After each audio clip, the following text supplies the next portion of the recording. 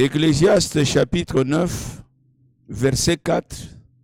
Pour tous ceux qui vivent, il y a de l'espérance. Même un chien vivant vaut mieux qu'un lion mort. Bien-aimés, la Bible nous dit que pour tous ceux qui vivent, il y a de l'espérance. Tant que tu vis encore, mon frère, tant que tu vis encore, ma sœur, tu dois continuer à espérer puisque tu es encore vivant. Et selon la parole, qui est vivant? Celui qui est vivant, c'est celui qui a Christ dans sa vie. Parce qu'il est écrit, celui qui a le Fils a la vie, et celui qui n'a pas de Fils n'a pas de vie. Comme tu as déjà donné ta vie au Seigneur, tu as déjà accepté Jésus-Christ comme Seigneur et Sauveur, tu dois te contenter de cette situation-là parce que tu es vivant. En tant que vivant, tu dois espérer, puisque l'espérance ne trompe pas. La Bible dit la grâce est trompeuse, mais l'espérance ne trompe pas. Il faut continuer à espérer que ce que tu n'as pas encore eu, ce que tu n'as pas encore possédé, tu peux l'avoir. Et Dieu peut te le donner. Tu dois continuer à compter sur Dieu, parce que c'est l'unique qui est capable de changer ta vie et de te donner ce que tu manques dans ta vie. C'est ainsi que, bien aimé, lorsque quelqu'un est vivant, lorsque quelqu'un a Christ dans sa vie, lorsque quelqu'un n'est pas mort, il doit continuer à espérer parce que Dieu est celui qui fait chaque chose bonne à son temps. C'est ainsi, bien aimé dans le Seigneur, pour soutenir ce que nous venons de dire, nous pouvons résumer ce qui est écrit dans Luc chapitre 1er au verset 5 jusqu'à 14. Bien aimé dans le Seigneur, il s'agit de deux hommes, une femme et un homme dans un couple, Zacharie et Élisabeth. Ces deux hommes étaient très avancés en âge. Donc, la femme avait déjà dépassé l'âge de mettre au monde. Elle était déjà dans l'étape de ménopause. Mais quand on donne les caractéristiques de ce couple, la Bible dit qu'ils étaient tous vieux, avancés en âge, mais tous étaient justes. Or, la Bible nous dit, le malheur atteint toujours les justes et Dieu les en délivre toujours. Bien-aimés, quand vous êtes juste, quand vous êtes correct, sachez, bien-aimés dans le Seigneur, que le malheur peut arriver dans votre vie. Et lorsque le malheur arrive dans votre vie, mais Dieu reste celui qui peut vous délivrer de ces malheurs-là. Bien-aimés dans le Seigneur, quand on donne la description de ce couple, la Bible dit qu'ils étaient justes et ils observaient la parole de Dieu d'une manière irréprochable. Ils observaient les commandements de Dieu. Ils observaient les préceptes de Dieu sans s'en détourner ni à gauche ni à droite. C'était des hommes justes et Zacharie était sacrificateur. Donc il était au service de Dieu dans le temple. Et Élisabeth, c'était une fille de Aaron, c'est-à-dire de la maison de ceux qui connaissaient Dieu, qui servaient Dieu. Tous deux servaient Dieu.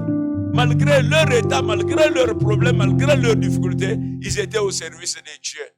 Bien-aimés dans le Seigneur, ces couples n'avaient pas d'enfants.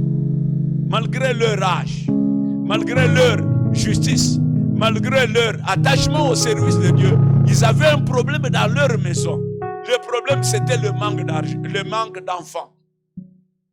C'est ainsi que, bien-aimés dans le Seigneur, ce manque d'enfants était engendré par l'état de stérilité d'Élisabeth. Malgré ce qu'ils avaient comme problème dans la maison, malgré ce qu'ils avaient comme difficulté dans la maison, ils n'ont pas abandonné Dieu. Parce qu'aujourd'hui, bien-aimés dans le Seigneur, beaucoup de chrétiens abandonnent Dieu. Beaucoup de chrétiens abandonnent la foi à cause des difficultés, à cause des problèmes qui se trouvent dans leur vie. Mais voici que ce couple, c'est un modèle des bons chrétiens. Malgré le manque d'enfants, malgré la stérilité qui était dans leur maison, ils sont restés fidèles à Dieu, ils sont restés attachés à Dieu, ils sont restés au service de Dieu. Combien bien-aimés ont abandonné la parole de Dieu, ont abandonné l'église, ont abandonné la foi à cause des difficultés, des problèmes. Et malgré leurs problèmes, malgré leurs difficultés, ils persévéraient dans la prière, ils attendaient, ils espéraient qu'un jour le Seigneur les visiterait. À un certain moment, bien-aimé dans le Seigneur, lorsqu'un jour Zacharie, le sacrificateur, était dans le temple pour offrir les parfums à Dieu. Bien-aimé dans le Seigneur, l'ange lui a apparu. Et l'ange lui a dit, ne crains rien, ta prière a été exaucée. Ta femme t'enfantera un fils, tu lui donneras le nom de Jean. Et bien-aimé dans le Seigneur, si l'ange a continué à lui dire que cet enfant fera ta joie et fera ton allégresse. Bien-aimé, c'était une bonne nouvelle. Les gens qui ont vécu dans l'espérance, qui ont attendu que le moment pareil arrive, ce moment est arrivé dans leur vie. L'ange leur a apparu pour leur dire qu'ils vont avoir un enfant. Quelle consolation, quelle bénédiction et quelle surprise. Bien-aimé dans le Seigneur, sache bien-aimé que Dieu est celui qui vient toujours au secours de ses enfants.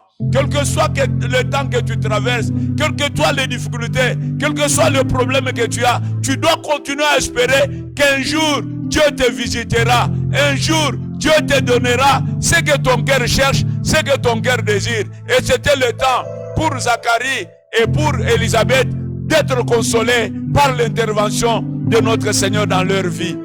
Et autant marqué par Dieu, bien-aimé, Élisabeth a porté l'enfant dans son sein jusqu'au moment où elle s'est accouchée. Ils ont eu Jean.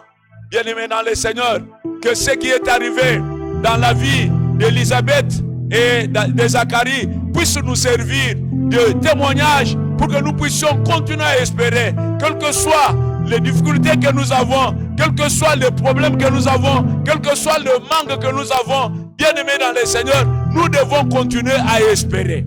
Pourquoi alors espérer, bien-aimé? Quelles sont les raisons qui peuvent nous pousser à espérer? La première des choses est que la fidélité de Dieu est grande.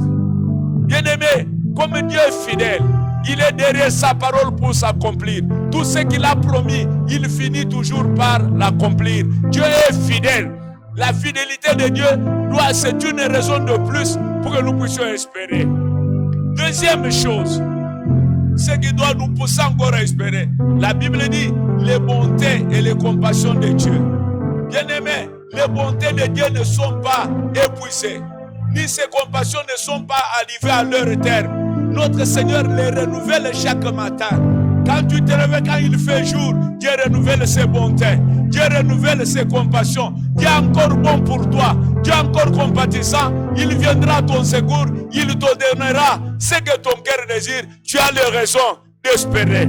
Troisième chose, bien-aimé dans le Seigneur, c'est l'abondance de la grâce de Dieu.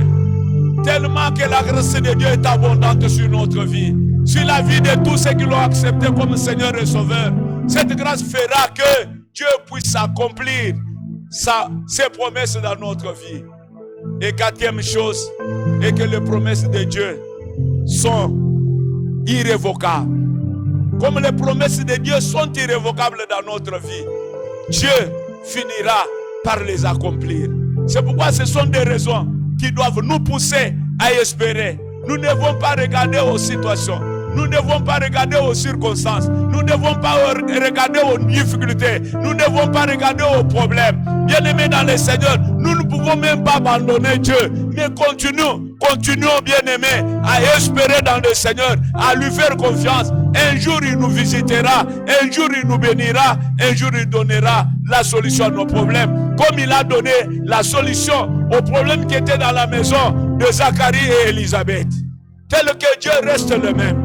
Ce qu'il a fait pour Élisabeth et Zacharie, il est capable de le faire aussi dans ta vie.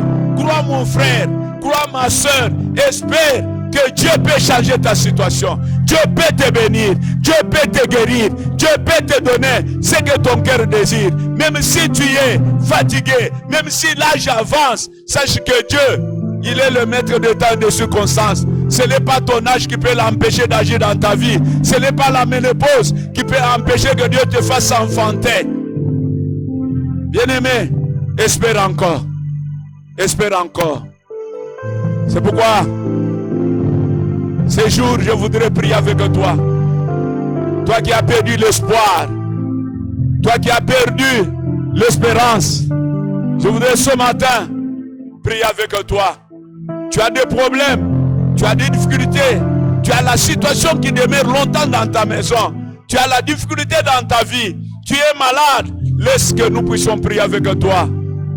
Que nous invoquons le Dieu qui est capable de nous consoler, le Dieu qui est capable de nous bénir et nous donner ce qui est nécessaire. Notre Père et notre Dieu, ce matin, nous venons au trône de ta grâce avec tous les bien-aimés qui ont des problèmes dans leur maison, ceux qui sont malades, ceux qui traversent des moments difficiles, ceux qui ont perdu l'espoir. Seigneur, je leur dis ce matin qu'ils ne craignent pas notre Dieu, parce que toi tu es Dieu fidèle, tu es le Dieu capable, tu es le Dieu bon et tu peux intervenir dans leur vie. Seigneur, soutiens leur espérance en leur donnant ce qu'ils désirent. Bénis-les, Seigneur, comble-les, notre Père, assiste-les, solutionne leurs problèmes et donne-leur ce que leur cœur désire, pour que leur joie soit parfaite, qu'ils soient bénis, qu'ils soient guéris, qu'ils soient en bonne santé et qu'ils aient tout ce qui est nécessaire pour leur vie. Glorifie-toi, notre Père, parce que l'espérance ne trompe pas. Au nom de Jésus-Christ, nous avons ainsi prié. Amen. Bien-aimés, nous vous invitons chaque mercredi, chaque vendredi et chaque dimanche à nous suivre sur notre page Facebook et sur YouTube à l'adresse Cité Bethel, Église Cité Bethel, Savonnier, à Lubumbashi. Que le Seigneur vous bénisse.